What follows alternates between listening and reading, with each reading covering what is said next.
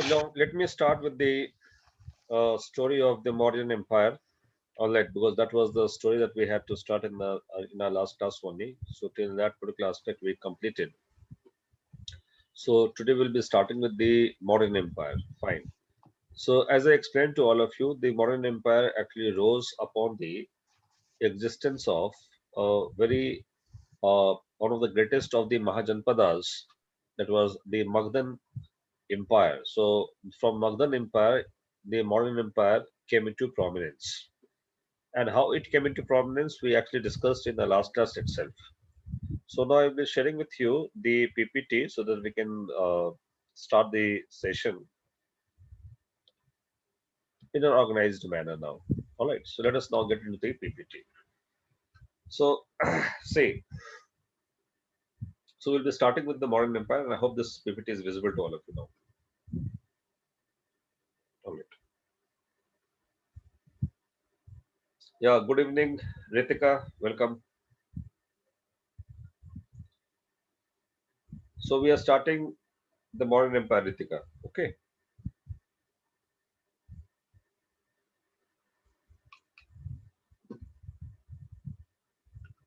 Now see, just a moment.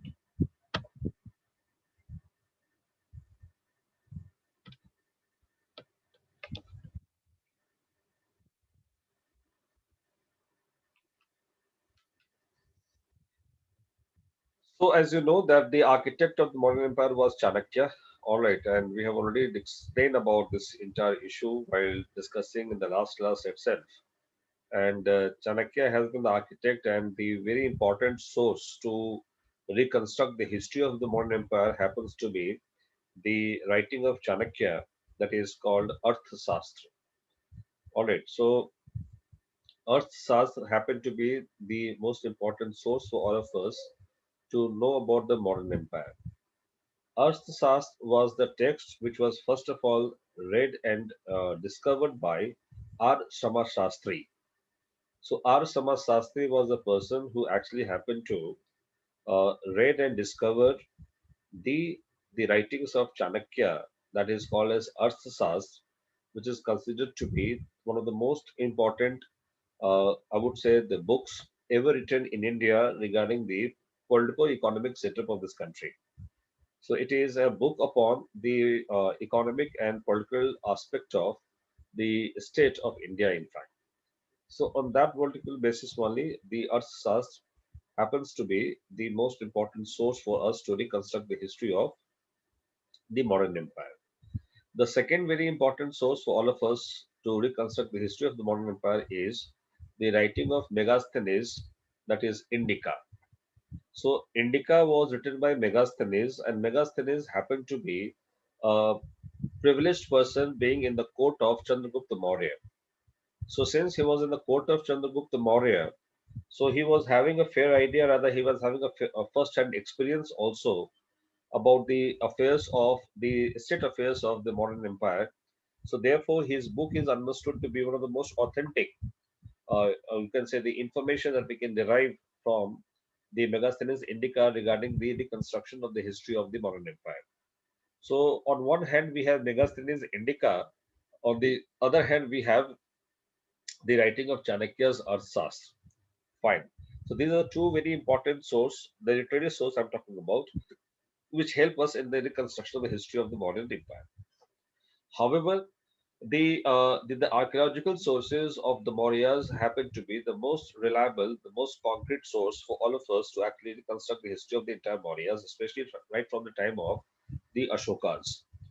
So Ashoka's time happened to be a very important time for all of us in the context of his edicts. So Asokan edicts are the most reliable source to reconstruct the history of the entire modern empire, of course, at that particular point of time. So in archaeology also we have some good evidences of the modern empire, especially in the form of the Asokan edicts, and also in form of the some of the, you can say, sculptures, like sculptures that have been found as a sculpture of elephant, that is Dhauli elephant sculpture. Fine. So these are things that we have found from the modern empire, which also corroborate the entire history of Mauryas with all, you can say, concrete evidences, in fact, to support the modern history with the concrete evidences from all these archaeological discoveries. Apart from that, we also have been able to discover the royal palace of the Mauryas in Kumrahar in Patna in Bihar. So we have the rudiment in the rudimentary form, in the very rudimentary form, we have found the royal palace of the Mauryas in Kumrahar of Patna or in Patna in Bihar. So these are the archaeological sources which actually help us in the reconstruction of the history of entire Mauryas. All right, and beyond, besides these also, there have been other writings also, other you can say authors also who also contributed in the context of the reconstruction of the history of the Mauryas, especially like Buddhist scriptures are there, Jaina scriptures are there. So these all Buddhist, Jaina scriptures also help us in the reconstruction of the history of the Mauryas. That is how we come to know about the Mauryas. Now you can see there are certain notable events that took place before modern empire came into existence. You can see on the screen that it started with the invasion of the Persians by the Cyrus in 530 BCE itself, where we found that the influence upon Indian art and architecture started taking shape from the Persian influence also. And then you can see Nandas also established their empire in Magad around 362 BCE. And there we have also another very important fact to corroborate the Indian chronology, that is in the context of the invasion of Alexander. So Alexander the Great invaded India in 326 BCE, and this we come to know from various Greek writers. All right, and those Greek writers also talk about the Indian territory, and exactly we also come to know that who all were the rulers also in India at that particular point of time from the Greek authors. That is the importance of the invasion of Alexander in 326 BCE for all of us in the context of historical reconstruction of India. So why Alexander invasion is important for us? It is important for us to understand the reconstruction of the history of India during this particular point of time.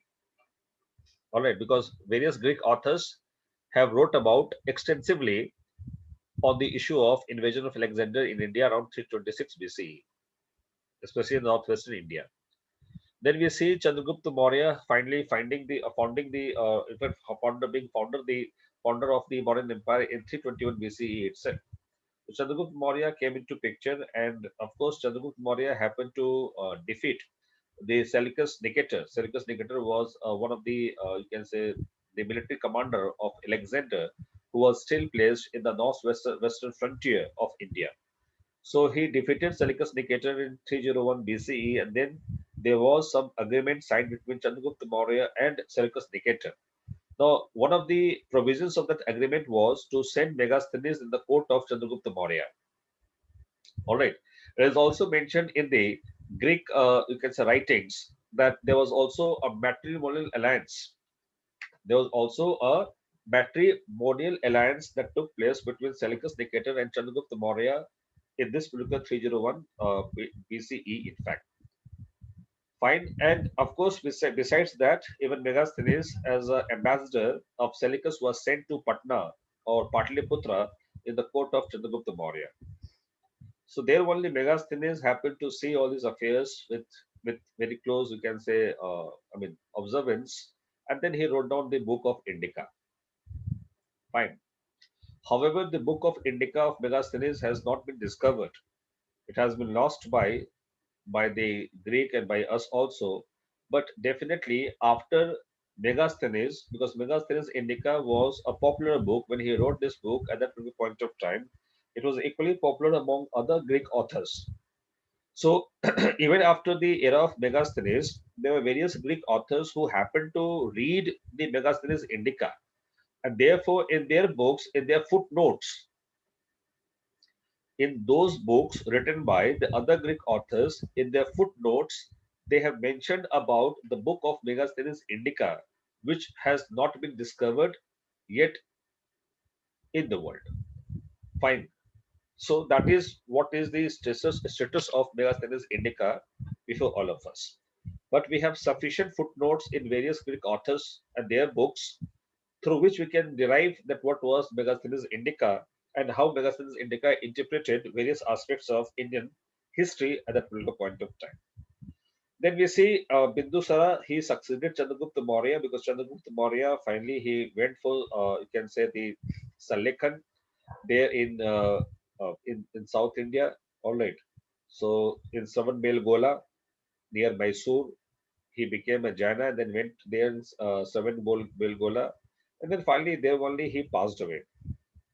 So Bindusar became the successor of Chandragupta Maurya and ruler of Mauryan dynasty or Mauryan empire.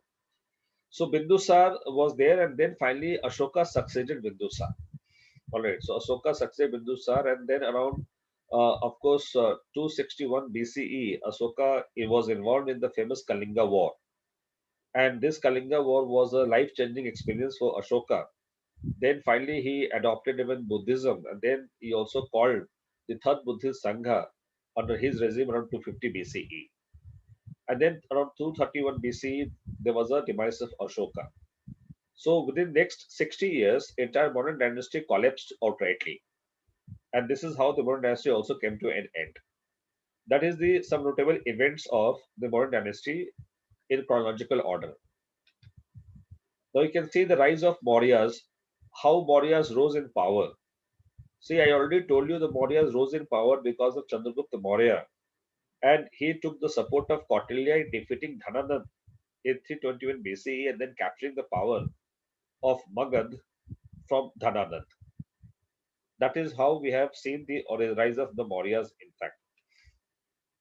And then you can see Chandragupta Maurya was able to establish such a vast empire that included the entire region of Pakistan, even some region of Afghanistan. So Pakistan, Afghanistan, you can say also the area of entire northwestern part of India, and till even the deeper part, the peninsular part of India was also a part of the same modern empire. So now you can see the first great empire was formed by the Mauryas in such a manner that it was having the extension from the area of entire West Bengal till Afghanistan. Fine. So area of entire, you can say, northern part of India till the area of Tamil Nadu. This entire area was under the one central command that was command of the Chandragupta Maurya or the Mauryan Empire. So for the first time, India was united under a centralized command of Chandragupta Maurya. Therefore, it was called as an empire. All right.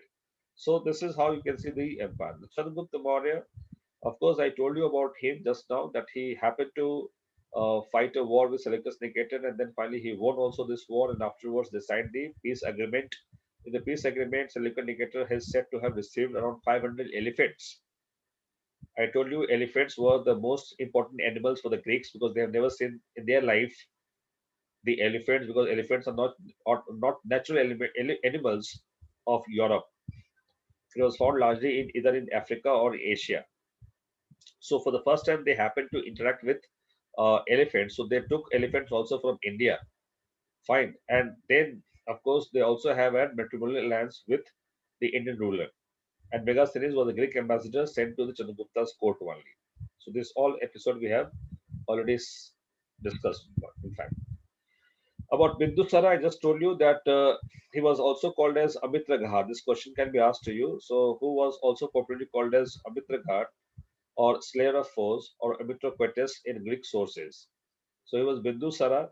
All right. Now Bindusara also received a Greek ambassador, Dimachus. So since Megasthenes was in the court of Chandragupta Maurya, similarly Dimachus was a Greek ambassador in his court of Bindusara, in the court of Bindusara. These questions are asked in prelims. That who was in the court of which ruler? So Dimachus, you can see the fourth point. So Dimachus was a great Greek ambassador in the court of Bindusara. Fine. And during his rule only, he happened to appoint, or rather, he had to appoint Ashoka as the governor of Ujjain. And Ashoka, being governor of Ujjain during the reign of Bindusara, had to also go to Takshila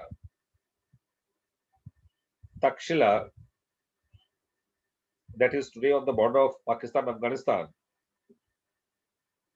So Takshila, he went to Takshila to suppress rebellion against the Mauryan dynasty or Mauryan empire at that point of time also. Fine. So Bindusara is said to have extended the empire till Mysore altogether. That was the success of Bindusara. He was having the close relationship with also the foreign rulers. Then his son was Ashoka, and of course Ashoka was son of Emperor Bindusara, and Subhadrangi was the name of the mother of Ashoka. All right. So Ashoka was also popularly called as Devanampriya. All right, or beloved of the god Piyadasi. So Devanampriya, Piyadasi were the titles of Ashoka. Fine. And his greatest achievement was that he was able to defeat or, of course, win the war against Kalinga. Now, when Ashoka came into power, you can see the extension of the empire. In the map of Chandragupta Maurya, you can simply see Chandragupta Maurya was having the area right from the border of Pakistan, Afghanistan to the area of West Bengal to the area of course, deeper south, that is still South India, in Tamil Nadu, leaving also the area of Kalinga. So now in the era of Ashoka, even Kalinga was also captured. Area in the eastern part was extended to even Bangladesh, today's Bangladesh, and even today's Afghanistan. So Bangladesh till from Bangladesh till Afghanistan, this was a part of the Ashoka Empire. And an interesting fact about Ashoka was he's said to have also laid down the foundation of Srinagar as a city in Jammu and Kashmir. So Srinagar was founded by him only in Kashmir. So Kashmir was also made as a part of his empire as well, Ashokan Empire. And Srinagar was founded by Ashoka. Fine. So that is how you can see the extension of the Mauryan Empire. But the most remarkable thing about the Mauryan Empire under Ashoka was that Ashoka or the Mauryan Empire's capital remained in Patliputra only.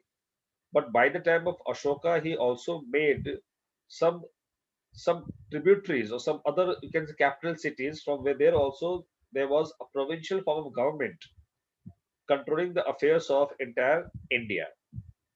For example, Ujjain was one of the center where you have the provincial governor. Suvarnagiri in south, it was also having a provincial governor. It was the city in south which was very important for Ashoka, especially in the context of exploration and the mining of gold. You can see the name itself, Swarnagiri. It was or it is in still in Karnataka, and Karnataka has always been a belt of gold mines. So therefore, Swarnagiri was one of the important cities of Ashoka in South India. So in the case of Eastern India, Tosali was in Odisha. It was also under the control of Ashoka, and most importantly, here also there was a provincial governor, seat of provincial governor. Then in the northwest, the entire northwest affairs was looked after from Takshila. So Takshila was another seat of the provincial governor during time of Ashoka. So that is how he was able to maintain the affairs of entire India sitting from Patliputra itself. All right, so his administration was quite extensive. That is the point. Therefore, he was able to have a very vast empire in that particular manner. Now, see about Ashoka, we come to know only through the, decipherment of his edicts by James Prinsep. As I told you, R. Shama Sastri deciphered Kautilya's Arthashastra. Similarly, James Prinsep James Priestley was the first person who read the Brahmi script of the Asokan edicts. So Brahmi script of the Asokan edicts were read by James Priestley for the first time. This is another important information has been asked by various state service and UPSC examinations also in prelims. The name of James Priestley. As I told you, there were other books also of Buddhist writings like Deepavams, Mahavams. There was the Sri Lankan Pali Chronicles, Deepavams and Mahavams written in Sri Lanka. So it also had information about Ashoka for all of us. Now, one of the most remarkable findings happened to be the finding at Kanganhalli. Now, Kanganhalli, why it is important? Because here, for the first time, we have got the name of Ashoka as Renyo Ashoka. So, King Ashoka here has been mentioned as Renyo Ashoka.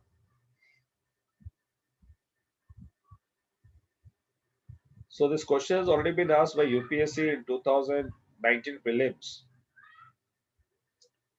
That in which inscription of Ashoka has been referred as Renyo Ashoka.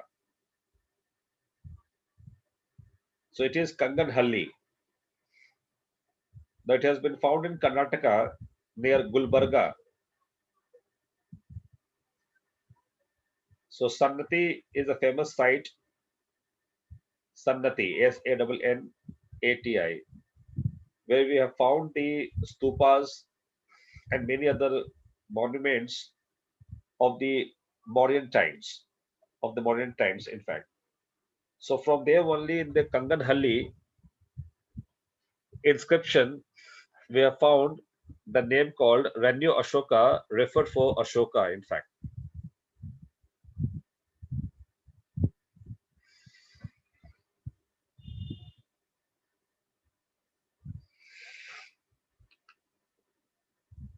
Now, edicts of Ashokas are or have been found across the countries, across the, in fact, the Indian subcontinent, I would say, right from Afghanistan till, of course, the area of Bangladesh, we have found the inscriptions of Ashoka. So there are various inscriptions of Ashoka which we have found in various categories. We have major rock edicts, minor rock edicts, pillar rock edicts, all right. Then other rock edicts also. So these rock edicts, pillar rock edicts are the largest sources of Ashokan, of course, time. And we have the, benefit of having the Asokan inscriptions or Asokan edicts written in various scripts like Brahmi, Kharosti, Aramaic, and even Greek. So this question can be asked to you that in which language or languages Asokan edicts have been found from the Indian subcontinent. So your answer would be it has been found in almost all the scripts, that is Brahmi, Kharosti, Aramaic, and also the Greek. For example, the inscriptions of Lumbini and other parts have been written in Brahmi script.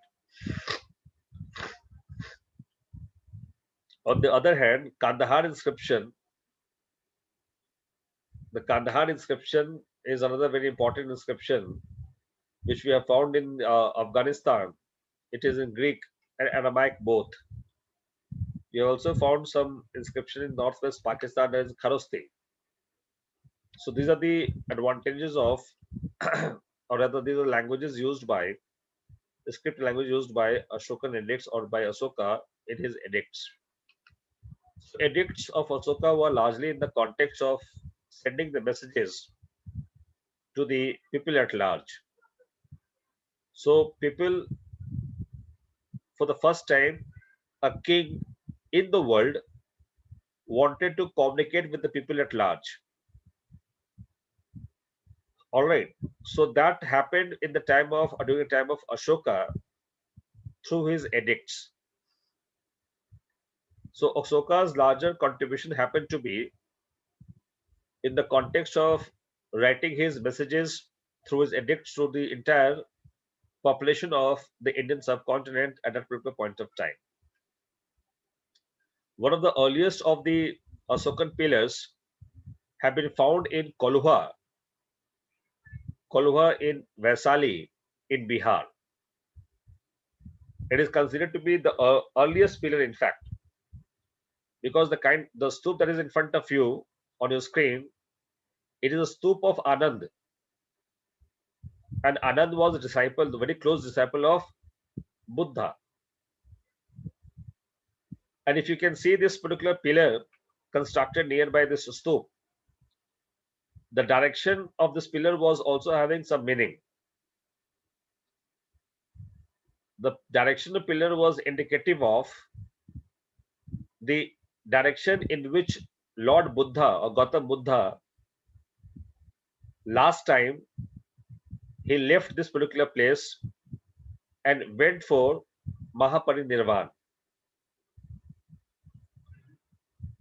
So Buddha, after leaving this place, or rather Buddha, while leaving this place, had mentioned that this is going to be his last visit to this particular place, and he is going to into that direction where he will get the Mahaparinirvan. When Ashoka came to know, of course, during his era, about the Ananda Stoop, when Ashoka came to know about Anand's demise, then Ashoka got this stoop constructed. Ashoka got this stoop constructed and also erected a pillar in the same direction where Buddha had left. People around there informed Ashoka that in this direction only Buddha has left for Mahaparinirvan. So in that direction only Ashoka got this pillar erected. Alright, that's the story that is of KOLHUA Stoop and Asokan pillar. So one of the remarkable rock edicts of Ashoka, that is second rock edict, it actually gives us information about the Cholas, Pandyas and Cheras in South India. So Cholas, Cheras, Pandyas were also contemporary to Ashoka. We get to know only from the second major rock edict. That's a major source to also understand the history of South India. So in that way, the era of Sangam age was also contemporary to the era of Ashoka.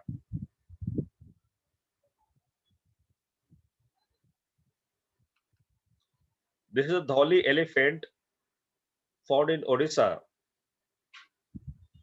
one of remarkable form of sculpture which was erected during the time of Ashoka. And here we have got some edicts also of Ashoka in Dhauli in Odisha. This question has already been asked by UPSC in last year's prelims. The question was to arrange these all important monuments in the chronological order.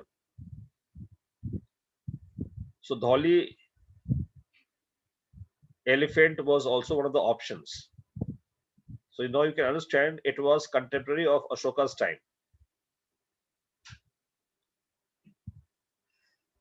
That is Dhauli elephant. There are some remarkable stupas of Ashoka. Alright, these all stupas were constructed in the time of Ashoka only in different parts of India. Now coming to the administration of Ashoka. See, modern administration was already institutionalized by Chandragupta Maurya with the help of Chanakya or Kautilya. Chanakya had given the concept of Mantri Parishad and the concept of monarchy also. So monarchy happened to be the extreme powerful position, but monarchy was always assisted by a council of ministers to have an efficient administration therein the modern empire. Fine, you can simply see on the screen Mantri Parishad was basically council of ministers who used to assist the Mauryan Empire. And besides this Mantri Parishad, there were also other officials like Adhyakshas and Tirthas inside the modern administration. Adhyakshas and Tirthas. Now, Adhyakshas are just like the ministers today, and Tirthas are just like the cabinet secretaries or the secretaries to the ministers today. So Tirthas were the highest officials in the administration, and Adhyakshas were the very close to the prime minister to look after the various ministries and departments in the Mauryan administration, Mauryan Empire. All right. So this is how the officers were there in the Mauryan administration. Along with them, Mahamatas were also there. That is high-ranking officials who used to look after the regional affairs, local affairs, provincial affairs at that particular point of time. There was also high-ranking officials were called as Mahamatas.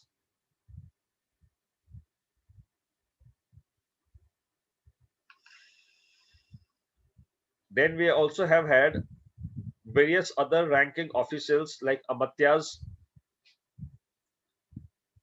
Amatyas were working at the provincial level as a secretary. We also have Yuktas, Rajukas. These all are the names of the officers in the modern administration. Fine. Yuktas, Rajukas. Who were Yuktas? Yuktas were subordinate officers responsible for the empire's revenue. Rajukas were the officers responsible for the land measurement, boundary fixing.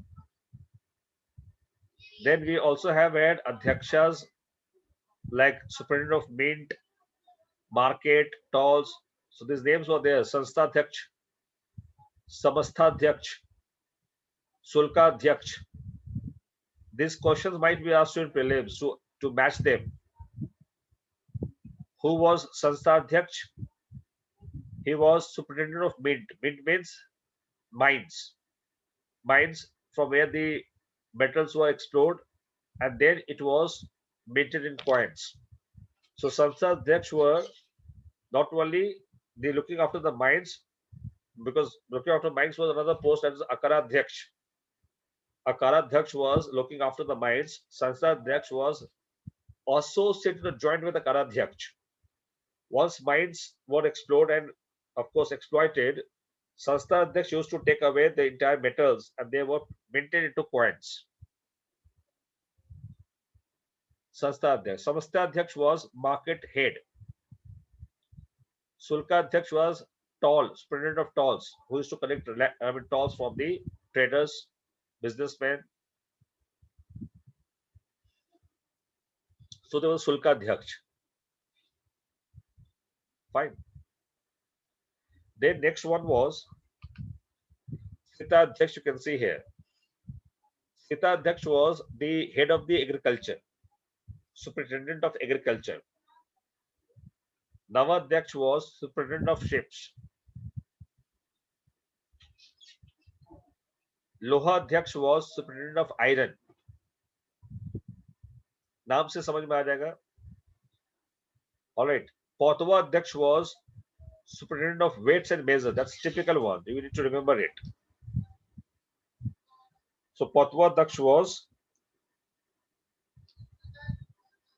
the superintendent of weights and measures. That's a typical one. So you have to remember this. Potwadhyaksh is typical one. This might be asked to you and then there will be confusion. So Potwadhyaksh was weights and measures superintendent. I just told you about mines, Akaradhyaksh.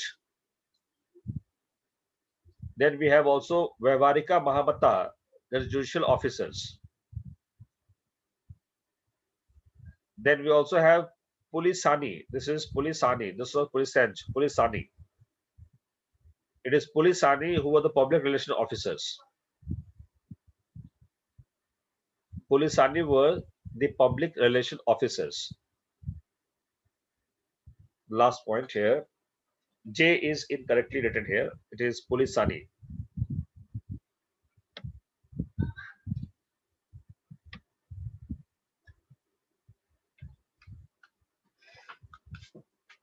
All right. So then we also have had the system of administration at local level also inside the modern empire. The smallest unit of administration was the village, and head of the village was called as Gramika. All right. Pradeshika was the provincial governors or district magistrates. So you can also be asked to you that who was district magistrate during the time of the modern empire. So Pradeshika. Asthanika was the tax collectors working under Pradeshikas. Durgapal was governor of forts. Antapal was governor of frontiers. Akshapatal was accountant general. Akshapatal was accountant general. And Lipikaras were scribes.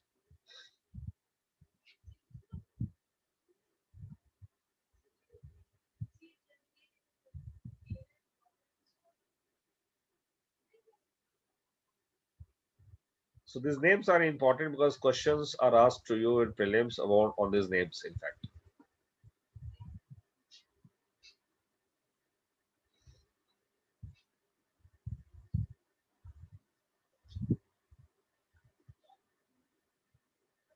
Fine. So these all officers were there to look after the administration of the Mauryas one by one. Fine. So I'm switching to the next slide. Military administration of the Mauryas. So the commander-in-chief of the military of Mauryas were called as Senapati. All right, he was directly appointed by the emperor only. Military was divided into 5 sectors: infantry, cavalry, chariots, elephant, navy, transport, and provisions. And the salary was always paid in cash, not in kind. Kind means either land or maybe some product. So it was always paid in cash. That's the reason why there was also high degree of monetization in the modern period. Fine.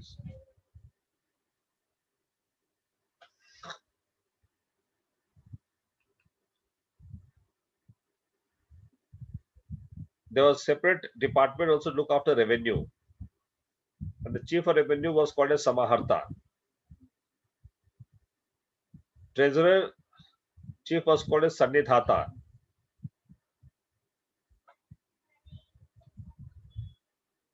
Fine.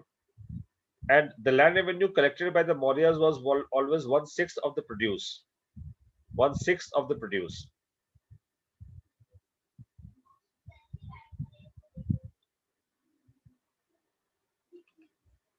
They also had a very well developed espionage system. Espionage system, the way today we have RAW and IB, it was also having a well developed espionage system of the Mauryas. Spies were there like Sanstana, Sanchari. They used to collect the information from the ground and used to give it to the directory to the emperor. And good Purus were the detectives or secret agents.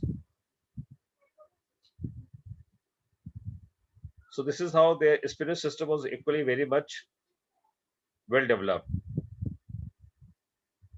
Fine. They also used to have Vish Kanyas. All right. So that's how Maurya used to maintain all the system of well developed administration. Now, how Mauryas declined, let us also see it here itself briefly. See, Mauryas declined within 60 years after of the demise of Ashoka. Such a vast empire, how it got declined so easily and so early. It is said that definitely there was a reaction against the rule of the Mauryas from the Brahmins over there inside the area of the Magadha Empire also. So Asoka was following an anti-sacrifice attitude after adopting Buddhism, which actually led to the reaction of the Brahminical fold against Ashoka's policy. All right, if you see the last ruler of Mauryan dynasty, Brihadarat. So Brihadarat was killed by Pushyamitra Sung, who happened to be a Brahmin, but he was the in charge of the military of the Mauryas during the time of Brihadarat. So Pushyamitra Sung finally killed Brihadarat and ended the Mauryan dynasty once for all. That was one aspect to look into this issue. Second aspect is that after the death of Ashoka, the empire also got divided to western and eastern part.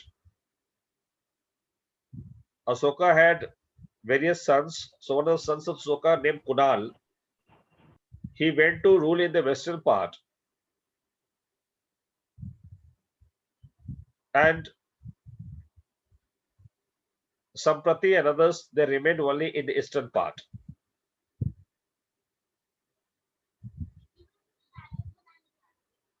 We have also another account of Kalhan's Raj Tarangini. That's a first book written in the historical sense in India. So Kalhan's Raj Tarangini also mentions after Asoka's death, his son Jaluka ruled over Kashmir as the independent ruler. So therefore, we can have multiple, you can say, kings emerging after the death of Asoka itself. And last but not the least, Asoka, till Ashoka's ability, or you can say the able leadership like Ashoka, the Mauryas were able to maintain a centralized empire across the Indian subcontinent.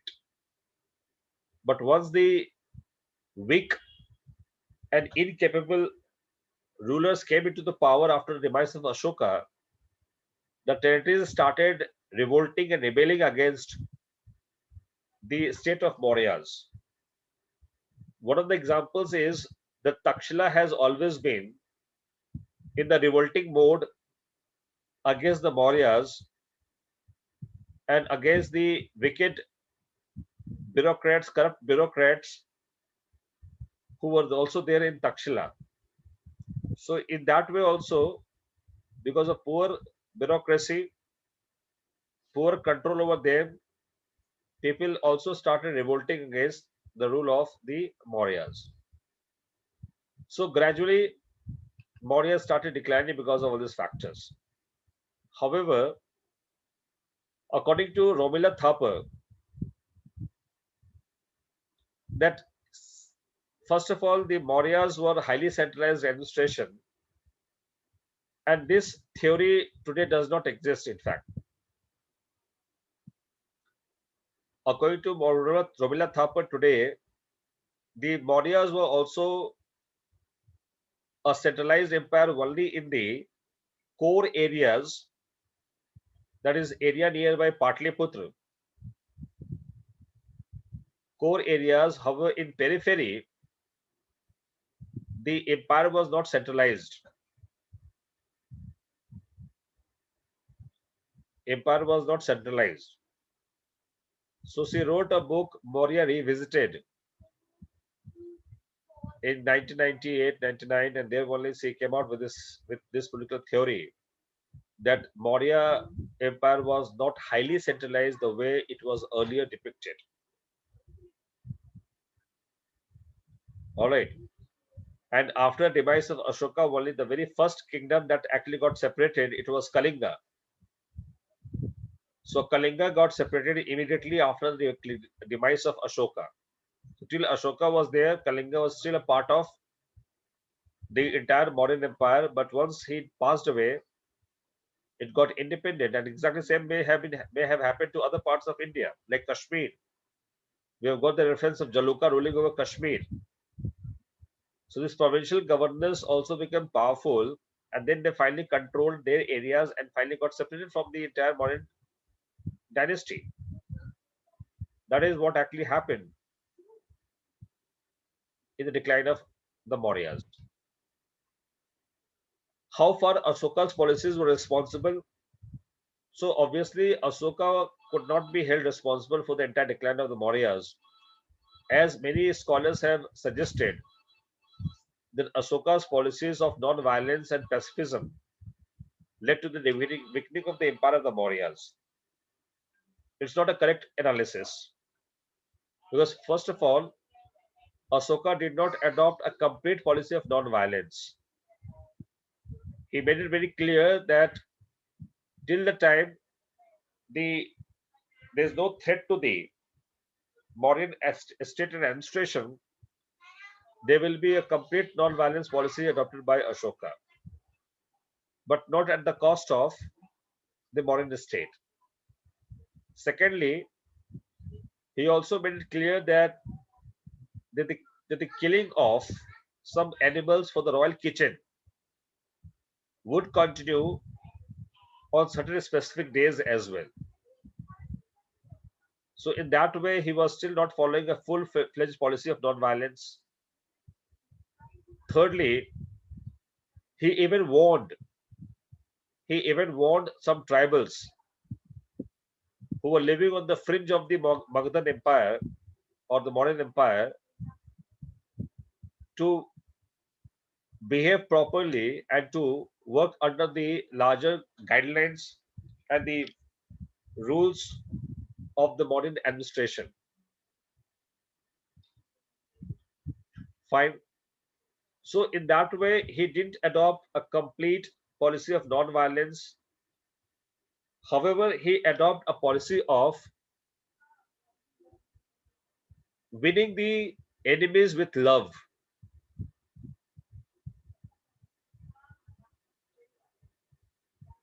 So from Bheri Ghosh, that is war, winning the enemies through war, he adopted a policy of Dhamba Ghosh, winning the enemies through love, compassion. So he adopted, or rather he transformed the state policy from Bheri Ghosh to Dhamba Ghosh. And he became the first royal king to propagate Buddhism across India and as well as in the Indian subcontinent, sending his son and daughter Mahendra and Sangamitta to Sri Lanka to propagate Buddhism is the first instance of his effort to spread Buddhism across Indian subcontinent and also in the Southeast Asian region.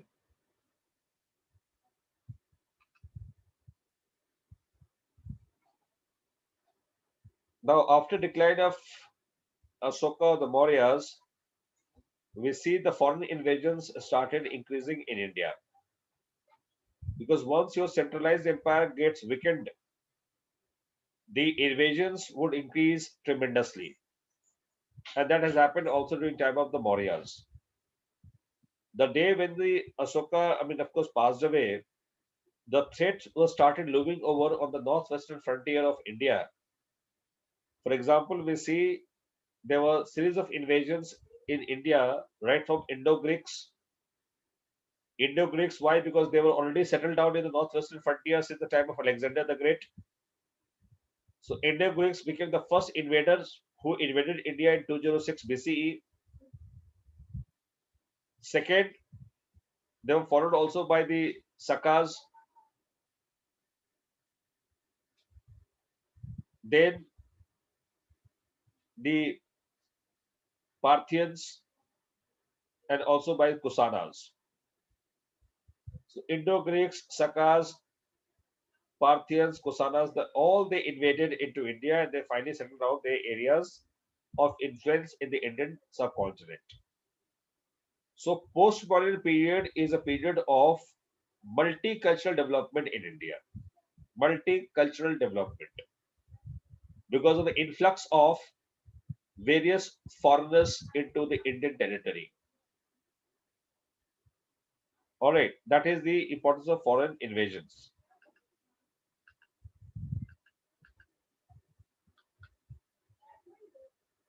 Now you can see on your screen the invasion of the Indo-Greeks happened to be, of course, most significant one because it actually brought a lot of new cultural changes in India. All right, and Kusanas, Sakas also have been able to contribute many things to the Indian culture at a particular point of time. Fine, we'll talk about that now with the green screen.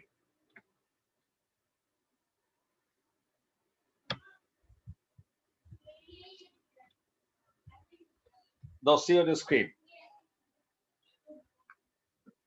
we have discussed about these all aspects regarding the Mauryas.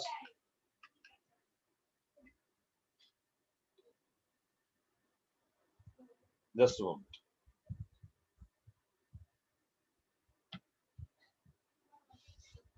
Yes, so we have discussed about the political aspect of the Mauryas.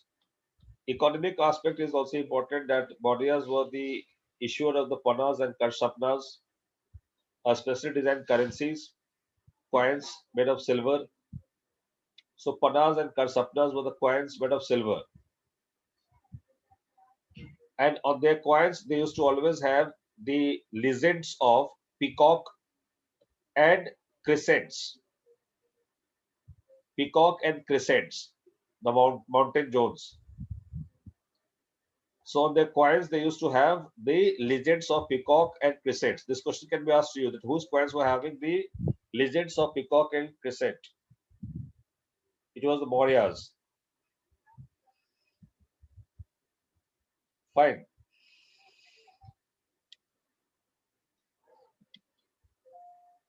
The judiciary can see briefly here that there were two kind of cases that used to come to the court of the Mauryas. Civil cases were looked after by dharmasthiyas and criminal cases were looked after by Kantak Sodhan, the judicial officers.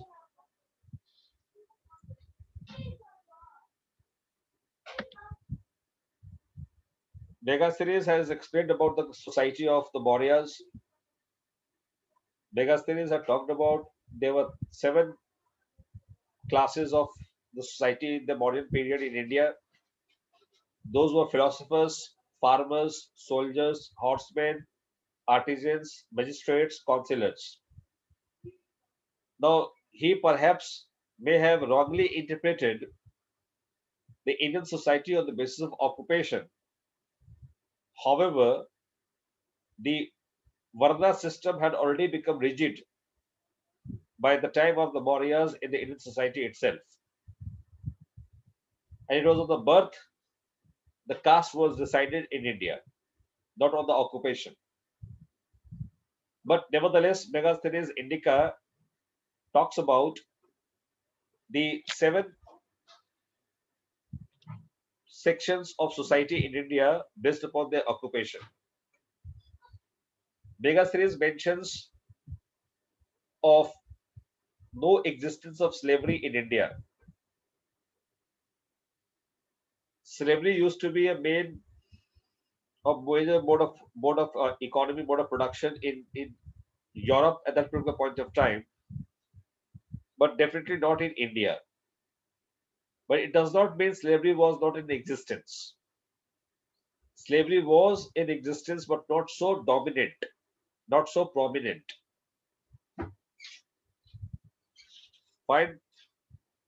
There were various castes emerging at this particular point of time. For example, by this time, various mixed castes also emerged in India. Mixed castes. In Kautilya's Arthashastra, they have been called as Antyavasayin. So Antyavasayin were the mixed caste Out of that, even Chandala or Swapaka, they were called as untouchables. So untouchability had already emerged in India as a robust shape by the time of the Maurya itself. So Chandalas and Swapakas were called as untouchables.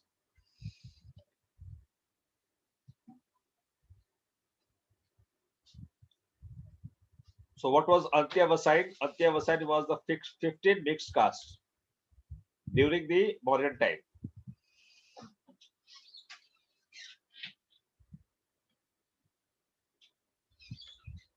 As far as religion is concerned, you can see in the words of Megasthenes, Dionysius was worshipped in India. Dionysius was identified with Lord Shiva.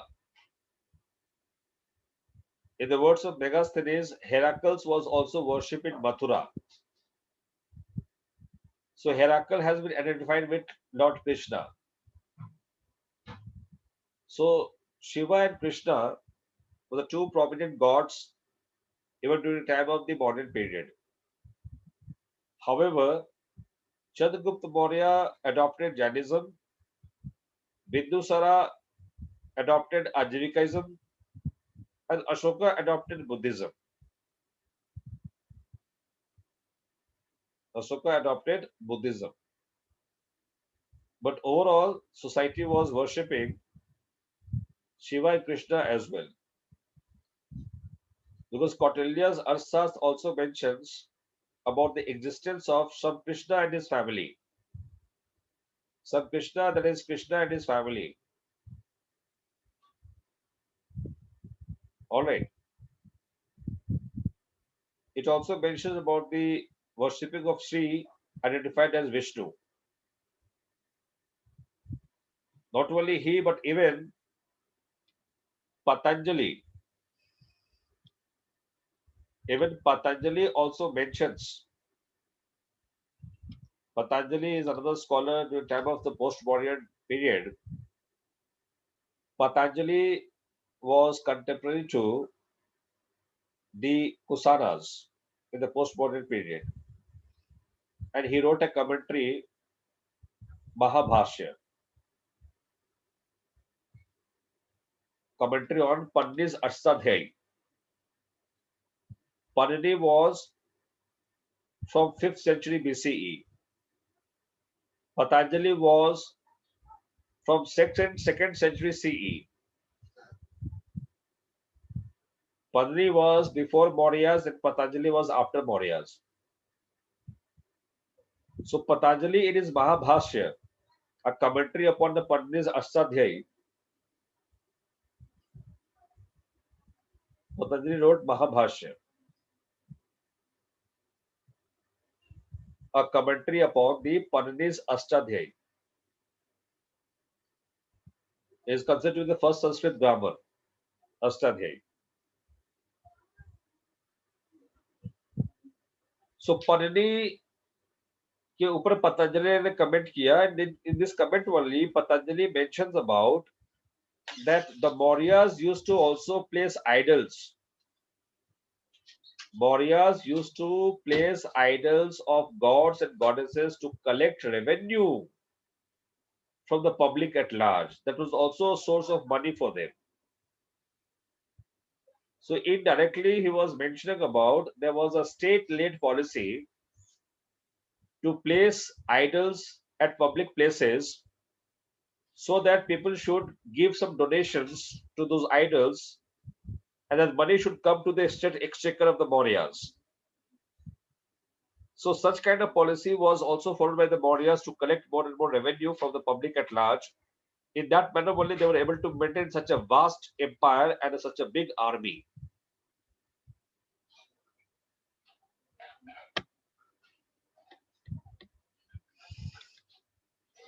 Now you can see in the post-Mauryan period what all things happened. I just told you the various invasions took place.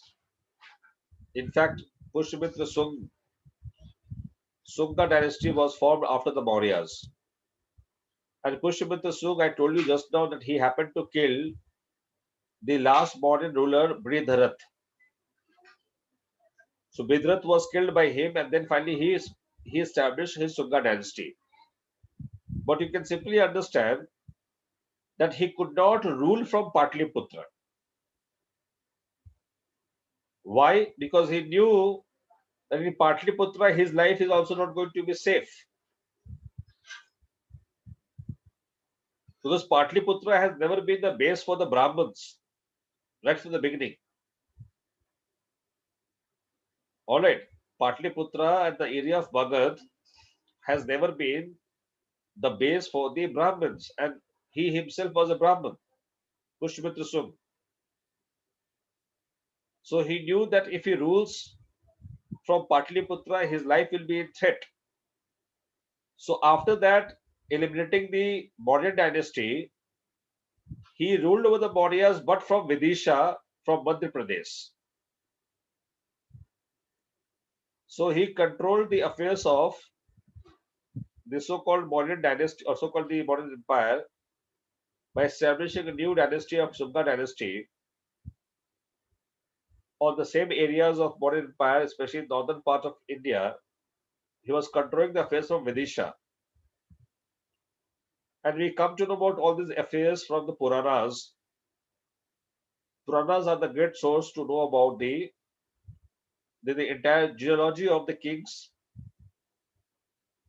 right from the time of the later Vedic phase to Gupta period. So the various Puranas have been written. So Pushmitra Sung finally came into power, and he has been shown as anti-Buddhist in his approach. In the Buddhist scriptures, he has been criticized.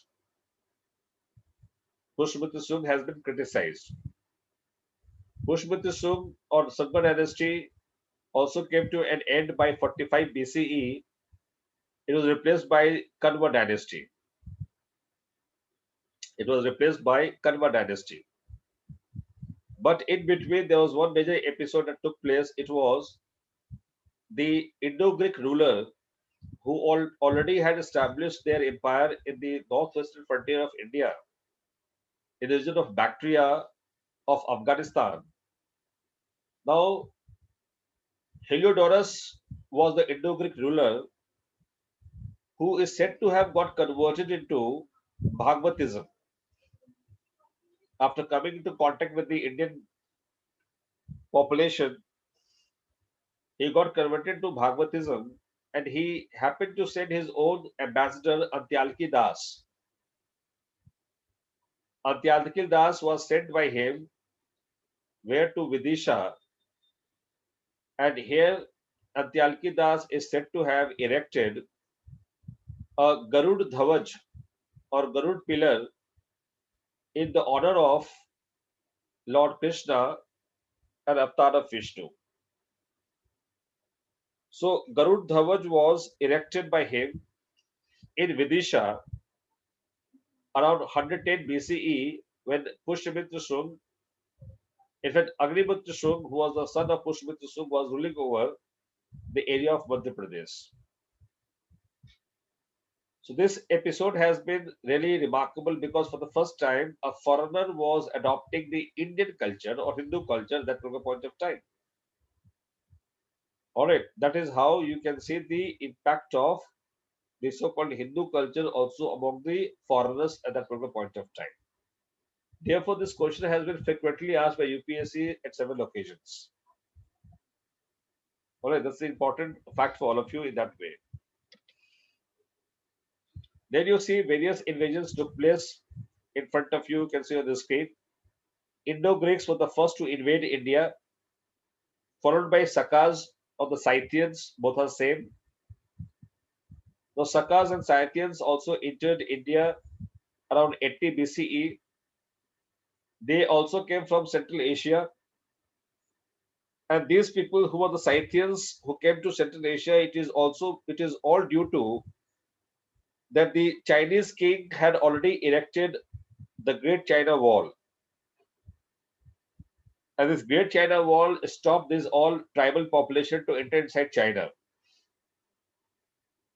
So Chinese king was Shiti, who got erected the Great China Wall, Shiti, Shiti, who got erected this got particular Great China Wall on the northwestern frontier of China to stop the invasions of the tribal population inside the Chinese mainland.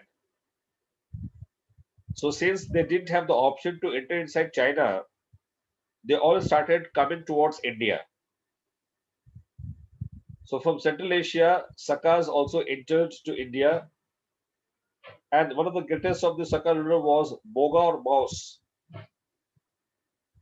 Maus or Moga was the most prominent ruler of Sakas. You can see he was Maus and Moga initially, but by the time they entered into the, after 100 years, in fact, I would say, by the time they entered into the AD era, Rudra Daman, see the name, Rudra Daman, he was also Saka ruler, successor of these all Moga and Maus of Sakas. But his name was Rudra Daman. So Rudra Daman, around 150 CE or AD, is said to have got written a very important inscription in pure Sanskrit. Alright, so Rudra Daman inscription in Girnar is famous for that. The point is not about this inscription, the point is all about his name. His name was not Raos or Roga, his name was Rudra Daman, which is indicative of that the foreigners who started entering into India, they all accepted Indian culture. They didn't, rather they didn't have any culture. In fact, that's a fact. In fact, they all were tribals. So they were tribals. So they got assimilated into Indian culture, and Indian culture was so great, they all embraced all these people gradually. That's the reason why we take pride in our culture. All right, that we embrace all of them politely and even peacefully, unlike in other cultures. Fine, that also has been the strength of Indian culture in that way. So now you see, even the Sakas also got merged under the Indian culture after 100 years itself. Then also Parthians came. Parthians came from Persia, from Iran. So they also entered India, and one of the rulers of Parthians was Gondopharnes. Gondopharnes. He was a prominent ruler of Parthians, and it is said during the time of Gondopharnes, for the first time, Christianity also entered India. Christianity also entered India.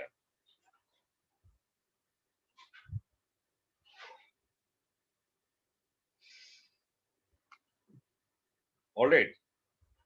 And the last major invasion at this particular point of time was of Kushanas. Kusanas. Now, Kusanas were again the people from Central Asia. They entered Indian territory, and you can see their names, Cadaphyses. Cadaphyses. They belong to Yuchu tribe of Central Asia. So now you can see the names Kuzul Cadaphytes, Vima Cadaphytes. However, they were the tribal people having no culture, but after coming down to India, they reached to the extent of Mathura. So they occupied the area from Kabul to Kashmir to Mathura. So they're controlling the affairs from Kabul to Kashmir to Mathura. And they also started getting assimilated into the Indian culture. For example, Vima Cadphises. The Vima Cadphises is said to have adopted Brahmanism. Vima Cadphises is said to have adopted Brahmanism because in one of his coins, The purest form of gold coins were released by Kushanas. Purest form of gold coins were released by Kushanas, imbibing the features of the Roman gold coins.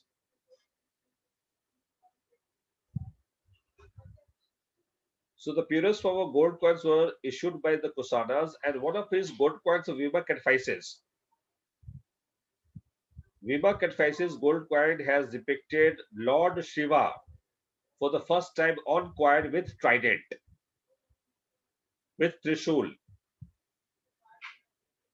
So Lord Shiva with trident has not been shown on any of the, you can say, pictures before this particular period. So Shiva with trident has been depicted by Vima Cataphysis in one of his coins. But one fact for all of you is to always remember, the first gold coins in India were released by Indo-Greeks. But the purest form of gold coins were released by the Kusanas.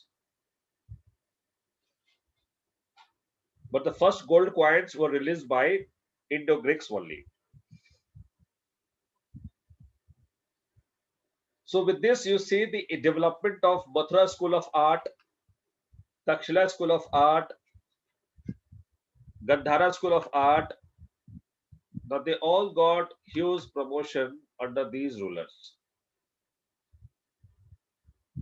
And that was the success of the Kusanas at that particular point of time, because Kusanas were known for the promotion of also the Buddhism, especially Kanishk. So Kanishk happened to be the greatest of the Kusana rulers. And one of his achievements of Kanishk was that he convened the fourth Buddhist council in Kashmir. And in the fourth Buddhist council of Kashmir, he did not only promoted and protected Buddhism, rather Buddhism also started spreading afterwards in the form of Mahayana and Hinayana.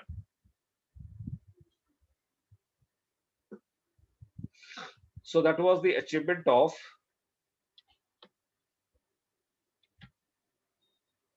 the Kusanas as well.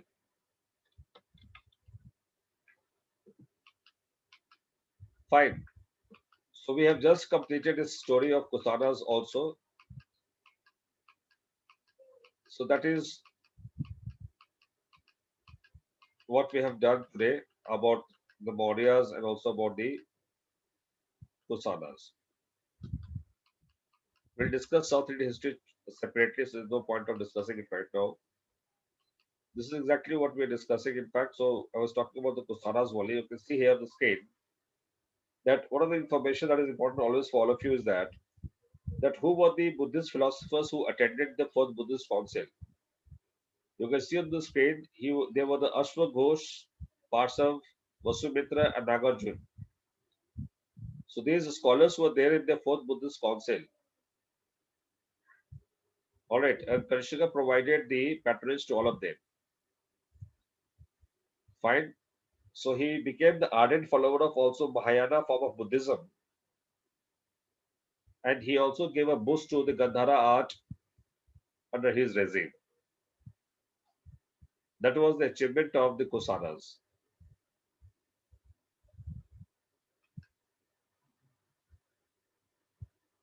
Now, after the Kusanas, we got the brief period of Satavahanas also. Then in Deccan area, you can see on the screen, we'll discuss Satavahanas again separately in the class of South Indian history. So till here we'll keep it today. All right, in the next class we'll see the other dimensions, especially like the trade and commerce in the post-modern time, because that is important for all of you from where the questions are asked, in fact. And then we also see the emergence of the Guptas afterwards. So we are left with one dimension, that is the economic aspect of the post-modern period and the factors behind the rise of Guptas. Fine. So next class we'll discuss that aspect. आज इतना ही रखते हैं. ठीक है. If you have any question, you can ask. Then we can conclude the class.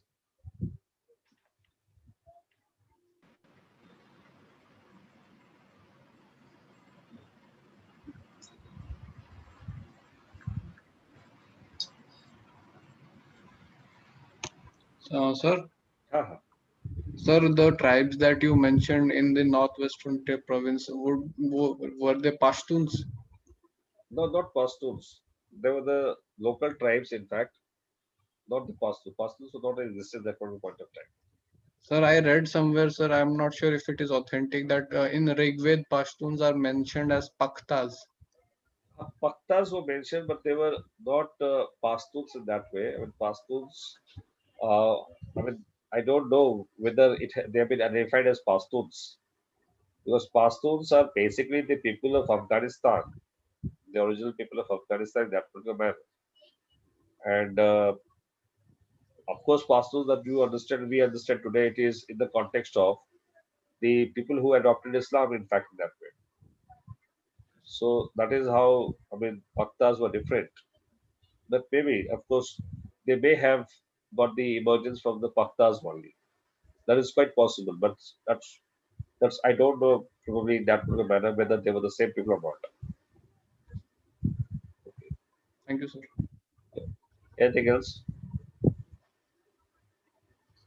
ठीक है तो आज इतना रखते हैं फिर हम लोग नेक्स्ट क्लास में मोस्ट लाइकली सैटरडे को if I'll get time in the morning I'll take another class on Saturday. ठीक है so morning I don't have any engagement on Saturday so probably I'll take one more class.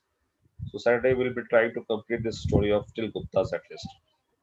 ठीक है see you then. Fine. Thank you. Thank you, sir. Okay. Okay. Thank you. Thank you, sir. Okay.